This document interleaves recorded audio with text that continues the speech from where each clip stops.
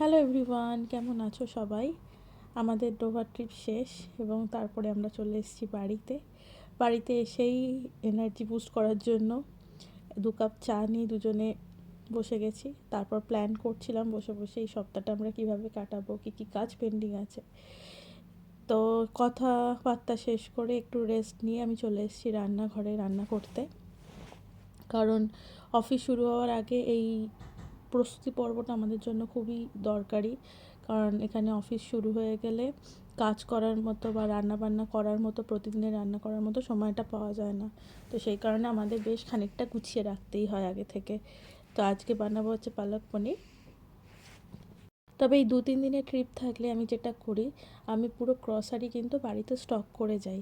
তাহলে এসে আর কোনো রকম ছোটাছুটি বা টেনশন কাজ করে না যে কী রান্না হবে, কী প্ল্যান করতে হবে। পুরো প্ল্যান করে সেই মাফিক আমরা কিন্তু সমস্ত গ্রসারি করে তারপর আমরা যাই। কিন্তু ট্রিপটা যদি একটু বেশি দিনের হয়, 1 সপ্তাহ বা তার বেশি, তখন কিন্তু এরকম গ্রসারি স্টোর করে রাখার অপশন থাকে না। বিশেষ করে দুধ বা এই দুধ জাতীয় যে জিনিসগুলো, দই, পনির, এগুলো নষ্ট হয়ে যাওয়ার সম্ভাবনা থাকে। রান্না করতে করতে একটা প্রশ্ন মাথায় ঘুরছিল, আমরা যারা রিসার্চ করি আমরা কি আসলে শান্তিতে থাকি? পেঁয়াজ কাটছি, পালং শাক ধুচ্ছি, আর কথা মনে পড়ছে এই তো কয়েকদিন আগেই বা কিছুক্ষণ আগেই ডোভারে দাঁড়িয়েছিলাম। সামনে সমুদ্র, সাদা সাদা ক্লিফ, পাহাড়, সব কিছু এত ধীর স্থির শান্ত লাগছিল। মনে হচ্ছিল লাইফ এত সিম্পল হতে পারে।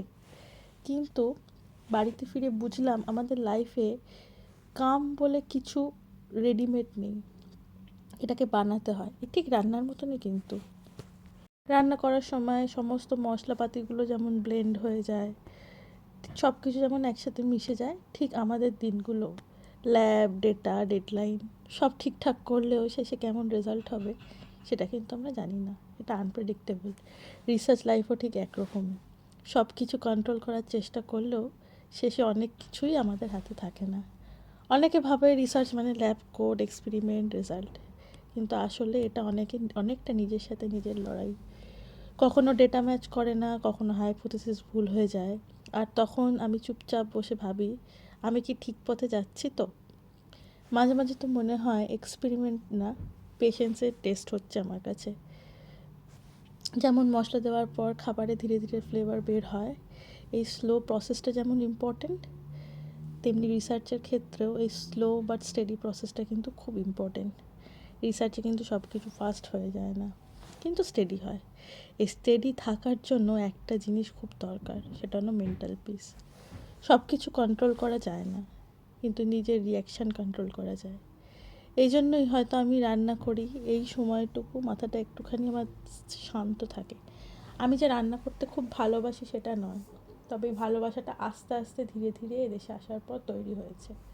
আমরা যারা দেশে থাকি, নিজের দেশ ছেড়ে যখন এদেশে আসি, একটা বিশাল কালচারাল আর ফিজিক্যাল শক পেতে হয়, যেখানে যে সব কিছু নিজেকে করতে হয়। রান্না করার পর এত বাসন যখন জমে যায় তখনও সেটা নিজেকে ধুতে হয়, আবার সেই বাসনগুলো ধোয়ার পর অর্গানাইজটাও কিন্তু নিজেকেই করতে হয়। এইটা কিন্তু প্রথম দিকে মেনে নেওয়াটা খুবই অসুবিধাজনক, তবে ধীরে ধীরে মানুষ যেহেতু অভ্যেসের দাস, আস্তে আস্তে সেটা কিন্তু অ্যাডাপ্ট হয়ে যায়। আমারও ঠিক যেরকম হয়েছে। আমি যখন প্রথম এদেশে আসি, রান্না করার পর মনে হতো যে এত বাসন, এই তো শুধু একটু চা করলাম তার জন্যই 4খানা বাসন। খুব রাগ হতো।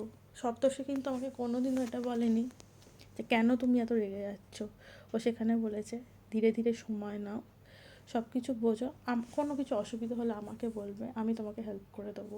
কোনো কিছু আমাকে কোনোদিনও চাপিয়ে দেয়নি, কোনোদিনও বলেনি তুমি কেন এরম করছো, কোনোদিনও প্রশ্নও করেনি। তবে আমাদের ক্ষেত্রে যেটা ভালো হয়েছে, আমরা দুজনেই রিসার্চার। একে অপরের মানসিক পরিস্থিতি বা কাজের চাপ কীরকম কখন হতে পারে সেটা আমরা বুঝি। দুজনে একই প্রফেশনে থাকার জন্য এই সুবিধাটা আমরা পেয়ে থাকি।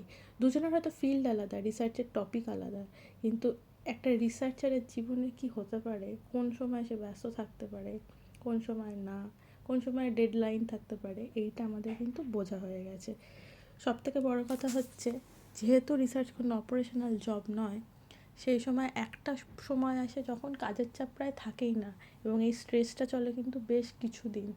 তখন হয় হচ্ছে ভাবার সময় যে তোমাকে যে জিনিসটা লোকে হয়তো 10 বছর পর জানবে, তোমাকে সেই জিনিসটা 10 বছর আগে ভেবে ফেলতে হবে, তারপর গিয়ে সেটা রিসার্চ হবে, তারপর সেটা গিয়ে এক্সিকিউট হবে এবং মার্কেটে আসবে। কারণেই একজনের স্ট্রেস অন্যজনের স্ট্রেস হয়ে যায় সব মাঝে মাঝে। একজন লেট করলে কিন্তু অন্যজন অপেক্ষা করে, আর আমাদের কনভারসেশনগুলো হয় একটু আলাদা। আজ এক্সপেরিমেন্ট কাজ করলো, এটাই হয়তো আমাদের version of house your day. অনেকে জিজ্ঞাসা করে, তোমাদের ঝগড়া হয় না? হয়, খুব সাধারণ কারণেই হয়, কখনো ক্লান্তি থেকে, কখনো ফ্রাস্ট্রেশন থেকে। কিন্তু আমরা একটা জিনিস শিখেছি, সব আর্গুমেন্টের উত্তর সাথে সাথে দিতে হয় না। কখনো থেমে যাওয়াটা না জীবনে খুব দরকার, কখনো শুধু শুনে নেওয়া দরকার। মানুষের মুখের থেকে কিন্তু কানের সংখ্যা বেশি, তাই তুমি যত বেশি শুনবে তত বেশি বুঝবে। কারণ অনেক সময় প্রবলেমটা কথার না, মনের হতে পারে। আমরা চেষ্টা করি একজন আরেকজনকে ঠিক করার না, বোঝার। আমরা পারফেক্ট কিন্তু কেউ না, কিন্তু আমরা জানি আমরা অপোজিট সাইডে না, সেম সাইডেই আছি। রিসার্চ লাইফ নিজেই এনাফ কমপ্লিকেটেড। তাই যতটা পারি রিলেশনশিপটা আমরা সিম্পল রাখার চেষ্টা করি। আর যেটা সব থেকে বেশি দরকার সেটা হচ্ছে অনেস্টি আর বিশ্বাস। এই দুটো জিনিস যদি না থাকে তাহলে কিন্তু যতই মানুষ টাকা রোজগার করুক, যাই করুক না কেন, তার কোনো দাম থাকে না। পালক পনির কিন্তু এখন অনেকটা রেডি। এই সিম্পল ডিশটাই যখন প্লেটে দিই, মনে হয় একটা কিছু কমপ্লিট হলো। রিসার্চও ঠিক তেমনই, ছোটো ছোটো প্রোগ্রেস ধীরে ধীরে বড় কিছু হয়ে ওঠে। ডোভার আমাকে একটা জিনিস শিখিয়েছে, শান্তির কোনো জায়গা পাওয়া যায় না, শান্তি তৈরি করতে হয় আমাদের ডেলি লাইফে, আমাদের কাজের মধ্যে দিয়ে, আমাদের রিলেশনশিপে। তাই যদি তুমি রিসার্চার হও, তাই একটু ধীরে ধীরে ধীরে চলো, তাড়াহুড়ো করো না। সব অ্যান্সার কিন্তু একদিন ঠিক আসবেই, আসবেই। আর যদি তোমার পাশে কেউ থাকে এই জার্নিটা শেয়ার করার জন্য, তাহলে তুমি অলরেডি লাকি আমার মতো। আজকে আমি শেয়ার করলাম একটা রিসার্চারের জীবন কীরকম হতে পারে বা হয়। আজকের ভিডিওটা আমি এখানেই শেষ করছি। দেখা হবে পরের আবার কোনো একটা ভিডিওতে। যদি ভিডিওটা ভালো লেগে থাকে তাহলে শেয়ার করে দিও, লাইক করতে ভুলো না, আর পাশে থেকো। আবার দেখা হচ্ছে পরের কোনো একটা ভিডিওতে। ততদিন সবাই ভালো থেকো, সুস্থ থেকো, আর নিজেদের জীবনে কিভাবে শান্তি পাওয়া যায়, যেটা জীবনে সবথেকে বেশি ইম্পর্টেন্ট, তার দিকে দরকার হলে ধেয়ে চলো। দেখবে একদিন না একদিন হবেই, একদিনে না হলেও একদিন হবে। সবাই ভালো থেকো, সুস্থ থাকো। দেখা হচ্ছে আবার কোনো একটা পরের ভিডিওতে।